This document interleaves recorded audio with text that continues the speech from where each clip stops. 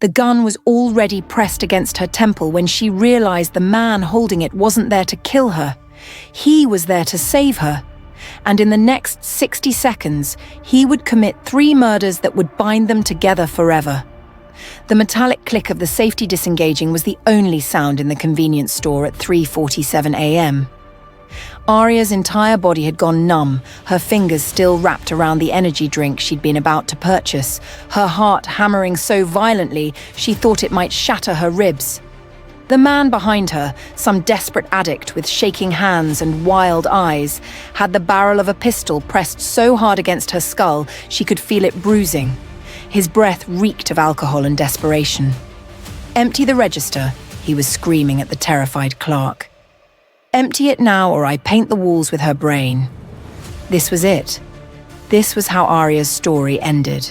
Not at the hands of her boyfriend Devon, though God knows he'd been working toward it for 13 months. Not from one of his rages that left her choking on her own blood. But here in a fluorescent-lit store in the middle of Seoul, held hostage by a stranger while buying caffeine to survive another overnight shift at the restaurant where she'd been hiding from her life. 23 years old and already resigned to dying. The door chimed. Aria couldn't see who entered, but she felt the temperature in the room drop 10 degrees, felt the shift in air pressure like a storm rolling in, felt the junkie's hands start trembling even more violently against her head. "Release her," the voice came from behind them, speaking Korean with an accent that suggested education, wealth, and something far more dangerous. Authority. The kind that didn't ask twice. The junkie spun, jerking Aria with him, and that's when she saw him. The man in the doorway looked like he'd walked out of a nightmare dressed in a 3-piece suit. Korean, somewhere in his early 40s, with a face that would have been beautiful if it wasn't currently expressing something that looked like barely restrained murder. His eyes were the darkest thing Aria had ever seen, not just brown but black, like staring into an abyss that stared back and whispered promises of violence. He wasn't armed. He didn't need to be. "Get back, or I'll kill her," the junkie shrieked, pressing the gun harder into Aria's temple. "I swear to God I'll do it." The stranger took one step forward, just one. The movement was so fluid, so controlled, it didn't even look like he was trying. "No," he said simply. "You won't."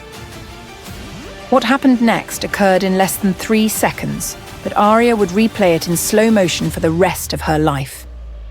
The stranger moved like liquid shadow, closing the 15 feet between them before the junkie could even process the motion. His hand, elegant and brutal, locked around the junkie's wrist with such force Aria heard bones snap like dry kindling. The gun clattered to the floor. The junkie screamed. Then the stranger's other hand was around the junkie's throat, lifting him completely off the ground with one arm, slamming him against the store's glass door so hard the entire frame shuddered. The junkie's face was turning purple, his legs kicking uselessly in the air. "You pointed a weapon at someone under my protection," the stranger said, his voice conversational, almost pleasant. "That was your final mistake." The junkie's eyes went wide with recognition, then with absolute terror. "Please," he choked out. "Please, I didn't know she was yours, Mr. Choi." Choi. Even through her shock, Aria recognized that name. You didn't exist in Seoul's underbelly without hearing whispers about Choi Sangho, the man who controlled half the organized crime in the city, the man whose name made hardened criminals cross themselves like he was the devil incarnate. And he was currently killing someone in front of her. "I'm going to make this very simple," Choi said, his grip tightening. "You have 2 options. Option 1, I crush your windpipe right now and leave your body in this store as a message. Option 2, you disappear from Seoul before sunrise, you check yourself into rehabilitation, and you spend the rest of your miserable life grateful I showed you mercy tonight." The junkie was crying now, nodding frantically. "Option 2, he gasped. "Option 2, please."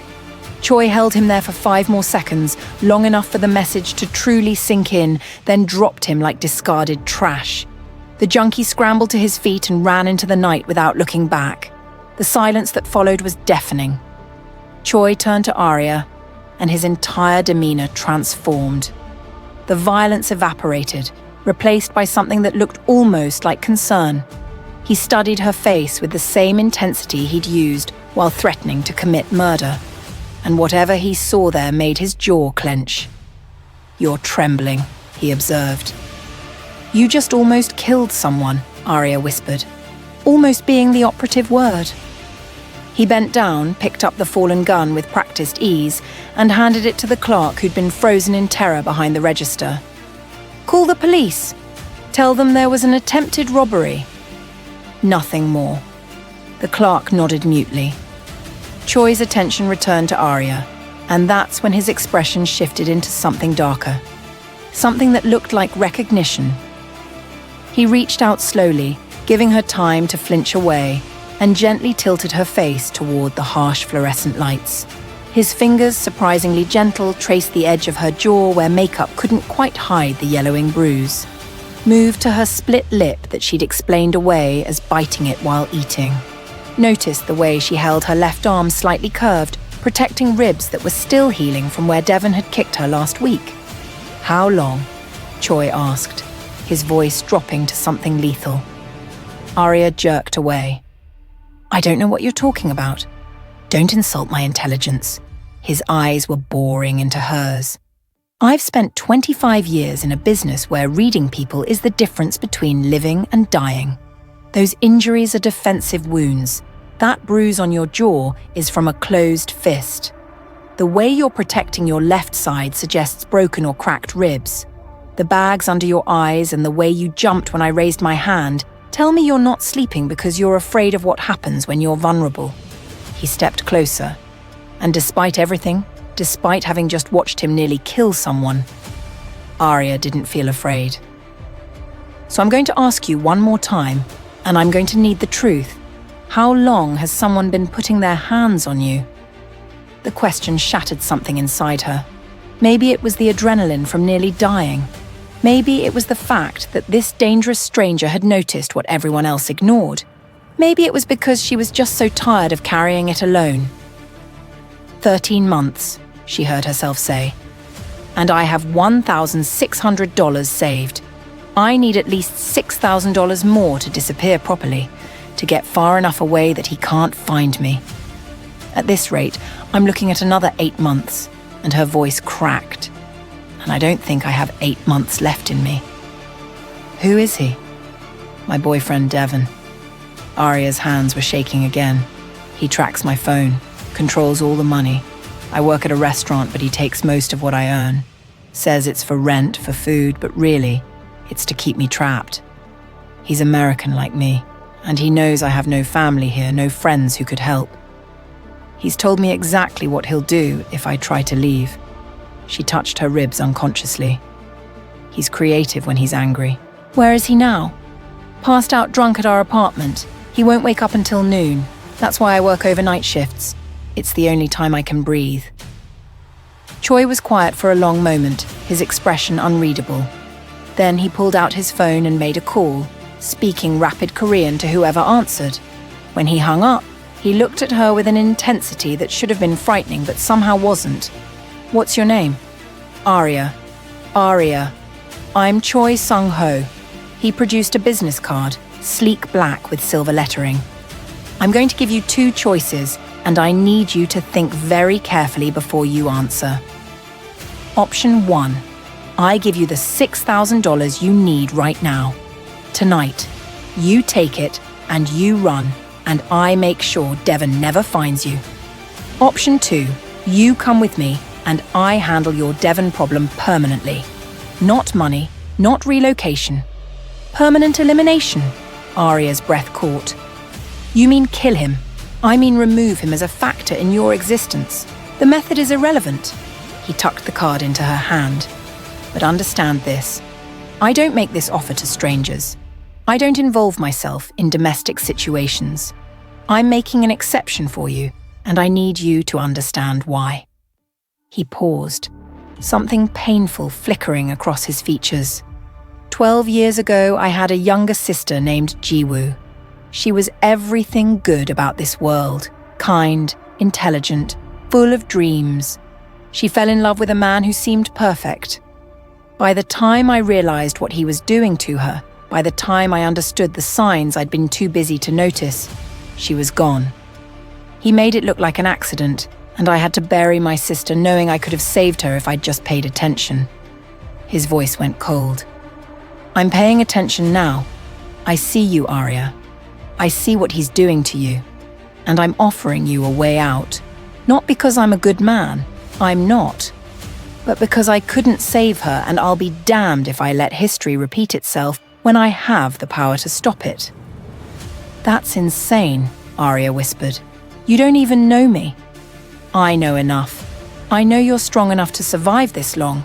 I know you're planning your escape instead of giving up. I know when I look at you, I see someone worth saving. He held her gaze. Take the night. Think about it. Call that number when you decide. But I decided quickly because I meant what I said there.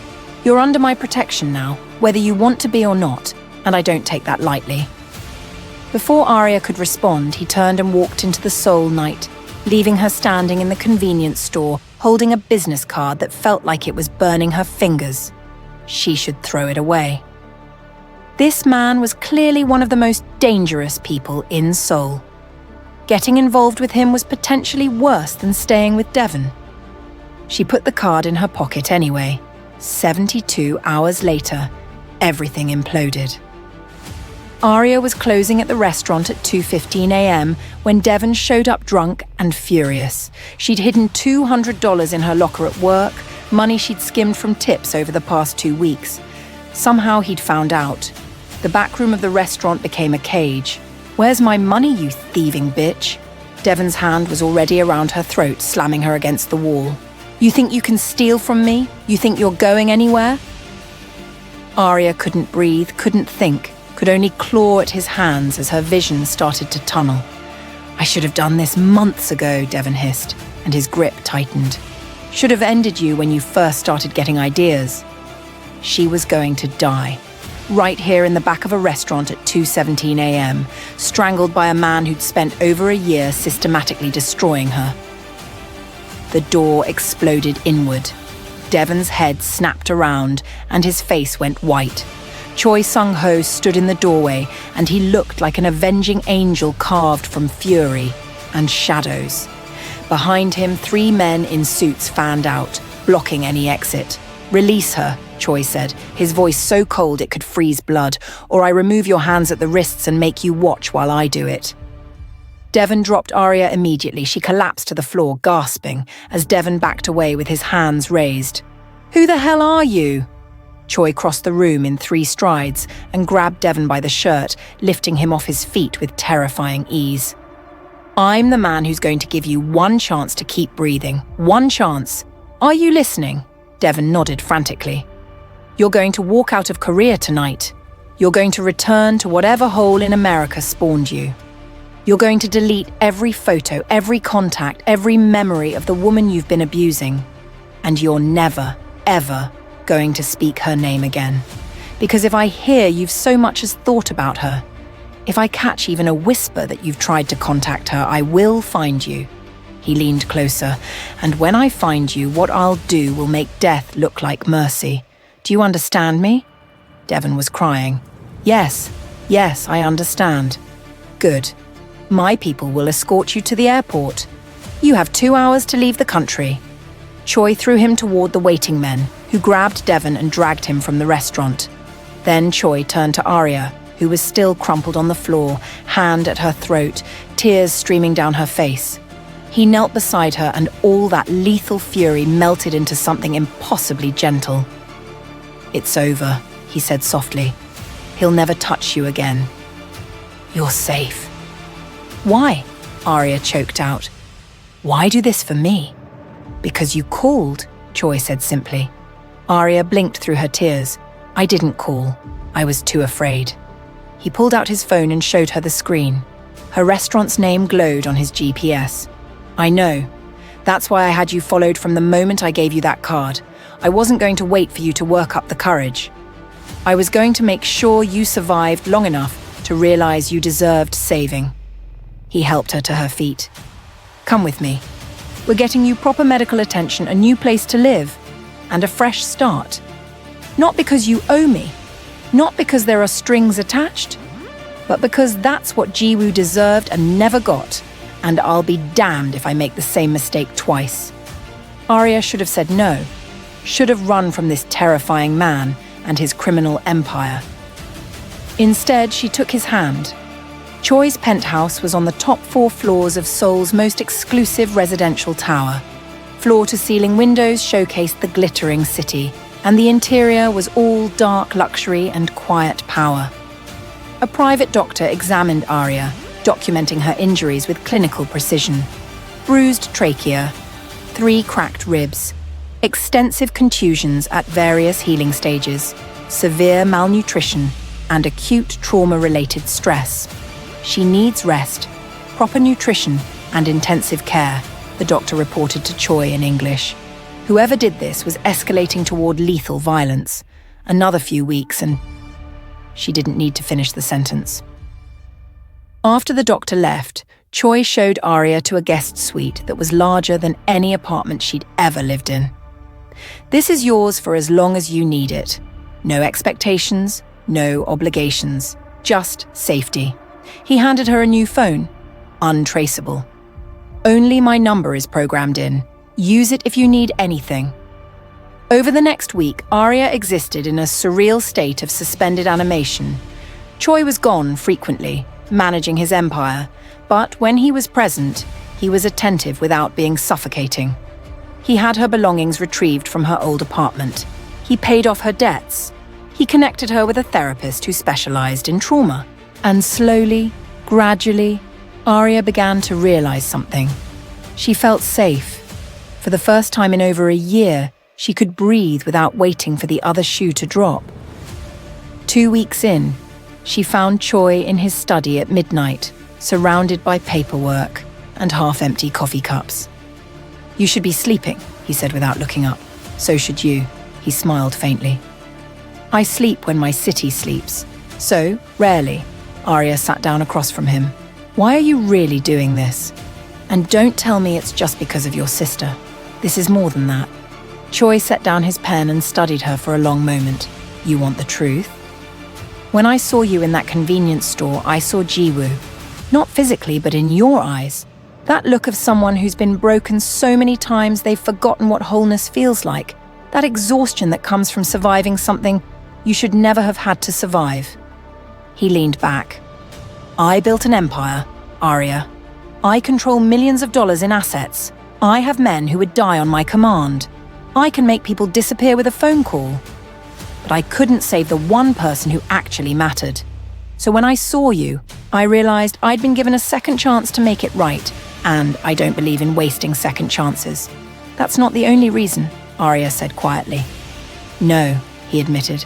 "The other reason is that when I look at you, I see someone extraordinary. Someone who survived hell and still has kindness in their eyes. Someone who could have become bitter and broken but chose to keep hoping. That's rare. That's precious. And his voice softened, I wanted to protect that. To protect you." The moment stretched between them, charged with something neither of them had words for yet. 1 month in, everything changed again. Arya had started painting again, using the art studio Choi had set up in his penthouse without her even asking. She was working on a canvas at 11 p.m. when Choi came home, and he stood in the doorway for a long moment just watching her. "You look different," he observed. "I feel different," Arya said, not looking away from her work. "I feel like myself again, like the person I was before everything went dark." "Good." He moved into the room. "That's who you're supposed to be." She set down her brush and turned to him. "I need to ask you something, and I need you to be honest with me. Anything. What happens when I'm healed? When I'm back on my feet and don't need protecting anymore? Do I just leave? Go back to being a stranger who happened into your life?" Choi's expression shifted into something intense, something that made her heart race. "Do you want to leave?" Arya hesitated. "I don't know what I want. I'm terrified that I'm just replacing one form of dependence with another. That I'm substituting Devon's control for your protection. I don't want to be someone who needs saving. You don't need saving anymore, Choi said, moving closer. You're already saved. What you do next is entirely your choice. He stopped in front of her. But I need to be honest with you about something. What? I don't want you to leave. I haven't wanted you to leave since the moment you took my hand in that restaurant. This started as me trying to redeem myself for failing Ji-woo. But somewhere along the way it became about you. Specifically you. He reached out slowly, giving her time to pull away, and cupped her face gently. When I look at you, I don't see someone who needs protecting. I see someone I want to build something with. Someone I want to wake up to. He paused. Someone I'm falling in love with. Arya's breath caught. You barely know me. I know you survived 13 months of hell and came out the other side still capable of compassion. I know you smile when you paint. I know you check on me when I work too late. I know you're stronger than you give yourself credit for. He brushed his thumb across her cheek. And I know that when you're in the same room, I can't focus on anything else. That's enough for me. You're a crime lord, Arya whispered. You hurt people for a living. I do, he agreed. I'm not a good man, Arya. I've done terrible things. I'll probably do more terrible things, but I would never hurt you. I would burn this entire city to ashes before I let anyone hurt you. And if that's not enough, if you need me to be something different, tell me and I'll try. Arya looked at this dangerous, complicated, surprisingly gentle man who'd saved her life and asked for nothing in return. This man who'd given her back herself. I don't need you to be different, she said softly. I need you to be exactly who you are. She kissed him. And Choi, this man who controlled an empire with an iron fist, who made hardened criminals tremble with a word, who'd killed more people than she probably wanted to know about, kissed her back like she was the most precious thing in the world. When they finally broke apart, he rested his forehead against hers. Stay with me, he breathed. Not because you're afraid, not because you feel obligated, but because you want to. Because this matters to you the way it matters to me. I'm staying, Arya whispered. I'm staying because for the first time in my life, I feel like I'm exactly where I belong. 6 months later, Choi took her to a private rooftop garden overlooking Seoul. The city sparkled beneath them like captured stars. I have something for you, he said, producing a small box. Inside was a key, platinum and elegant. What's this? A gallery space in Hongdae. Fully equipped, fully funded. It's yours. Not mine, yours. For your art. Because you're talented, and the world deserves to see what you create. Arya stared at the key, then at him, tears streaming down her face. Why do you keep doing this? Because you deserve everything, Choi said simply. Because when I think about my future, you're in every vision. Because I want to give you the world you should have always had. He took her hands. I'm not asking you to marry me, not yet. I know you need time. I know you need to rebuild yourself.